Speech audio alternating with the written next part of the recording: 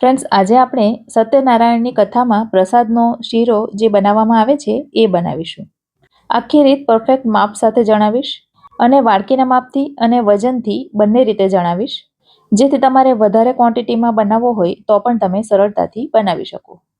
Friends, આવી નવી નવી રેસીપી જોવા માટે મારી ચેનલને સબસ્ક્રાઈબ કરી દેજો અને પાસે આવેલા બેલને દબાવીને ઓલ પર ક્લિક કરી દેજો, જેથી મારી બધી નવી રેસીપીના નોટિફિકેશન તમને સમયસર મળતા રહે. હવે શીરો બનાવવા માટે અહીં મેં 1 વાડકી રવો લીધો છે અને આ ઝીણો રવો છે. માર્કેટમાં 3 પ્રકારના રવા મળતા હોય છે, તો ઝીણો રવો લેવાનો. વજનમાં એ 100 ગ્રામ છે. હવે એ જ વાડકીના માપથી લીધી છે 1 વાડકી ખાંડ. વજનમાં 125 ગ્રામ છે અને એ જ વાડકીના માપથી લીધું છે 1 વાડકી ઘી અને ઘી પણ વજનમાં 100 ગ્રામ છે. અહીં તમે ઘીનું માપ કરો ત્યારે ઘીને પીગાળીને લેજો. જો પીગાળ્યા વગરનું ઘી લેશો તો એ વધારે થઈ જશે. હવે પ્રસાદનો શીરો માત્ર દૂધમાં બનતો હોય છે, તો અહીં આપણે જે વાડકીથી રવો, ખાંડ અને ઘી માપ્યા હતા, બસ એ જ વાડકીના માપથી 3 વાડકી દૂધ લઈશું અને લીટરમાં કહું તો 350 ml દૂધ લીધું છે અને દૂધને ગરમ થવા માટે મૂકી દીધું છે. શીરામાં દૂધ કે પાણી તમે કંઈ પણ ઉમેરતા હો તો હંમેશા ગરમ કરીને જ ઉમેરવાનું. હવે અત્યારે દૂધમાં જ આપણે ખાંડ ઉમેરી દઈશું, જેથી દૂધ ગરમ થશે અને એની સાથે ખાંડ પણ ઓગળી જશે. સાથે જ ચપટી કેસર ઉમેર્યું છે. કેસર ઉમેરવું ઓપ્શનલ છે ફ્રેન્ડ્સ. જો તમારી પાસે હોય અને ગમતું હોય તો જ ઉમેરવાનું. અને કેસર ઉમેરવાથી શીરાનો રંગ થોડો પીળાશ પડતો થશે, એટલે તમને એકદમ ઉજળો શીરો ગમતો હોય તો કેસર નહીં ઉમેરવાનું. હવે દૂધને બીજા ગેસ ઉપર ટ્રાન્સફર કરીને એક વાસણમાં પહેલાં ઘી ઉમેરી દઈશું અને ઘી ગરમ થાય એટલે એમાં રવો ઉમેરી દેવાનો. હવે રવાને આપણે સરસ રીતે શેકવાનો છે. અહીં એક વાતનું ખાસ ધ્યાન રાખજો કે જો રવો તમારો ઓછો શેકાશે તો શીરો તમારો સાધારણ ચીકણો બનશે, અને જો રવાને તમે વધારે પડતો શેકી દેશો તો શીરો થોડો કઠણ અને લાલ બનશે. તો રવો એકદમ પરફેક્ટ રીતે શેકાવવો ખૂબ જ જરૂરી છે. અને બીજી એ વાતનું ધ્યાન રાખવાનું કે જ્યારે તમે રવો શેકો ત્યારે ગેસની ફ્લેમ એકદમ ધીમી રાખવાની. હાઈ ફ્લેમ પર પણ રવો વધારે પડતો શેકાઈ જાય એવું બને.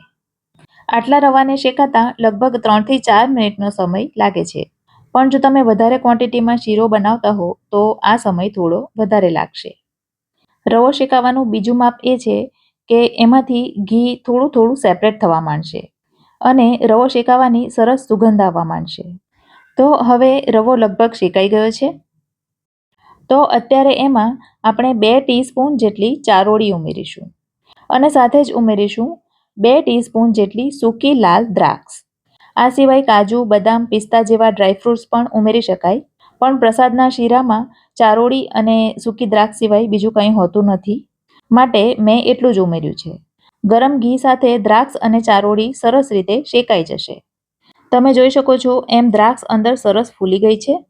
તો હવે આ સ્ટેજ ઉપર આપણે જે દૂધ ગરમ થવા માટે મૂક્યું હતું એ ગરમ થઈ ગયું છે અને ધીમે ધીમે આપણે દૂધ અંદર ઉમેરી દઈશું.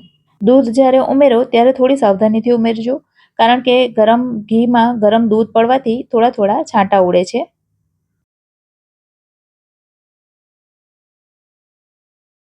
શરૂઆતમાં શીરો તમને એકદમ લિક્વિડ લાગશે, પણ થોડી જ વારમાં રવો ફૂલશે અને કન્સિસ્ટન્સી એકદમ ઘટ્ટ થઈ જશે. હવે આ સમયે એમાં આપણે 1 ટીસ્પૂન જેટલો એલચીનો પાવડર ઉમેરી દઈશું અને સતત હલાવતા રહેવાનું. જો હલાવવાનું છોડશો તો શીરો નીચેથી ચોંટી જશે. 2-3 મિનિટ થશે એટલે શીરો થોડો ઘટ્ટ થવા આવશે, પણ છતાં પણ ગેસને લો ફ્લેમ પર રાખીને હલાવવાનું ચાલુ જ રાખવાનું. થોડી જ વારમાં તમે જોશો કે શીરો સાઈડ છોડવા માંડશે અને તપેલીથી પણ અલગ થવા માંડશે, પણ છતાં પણ ગેસ ચાલુ રાખવાનો અને હલાવવાનું પણ ચાલુ જ રાખવાનું. 1-2 મિનિટ હજી એને ચલાવશો એટલે તમે જોશો કે એમાંથી ઘી પણ છૂટું પડવા માંડશે.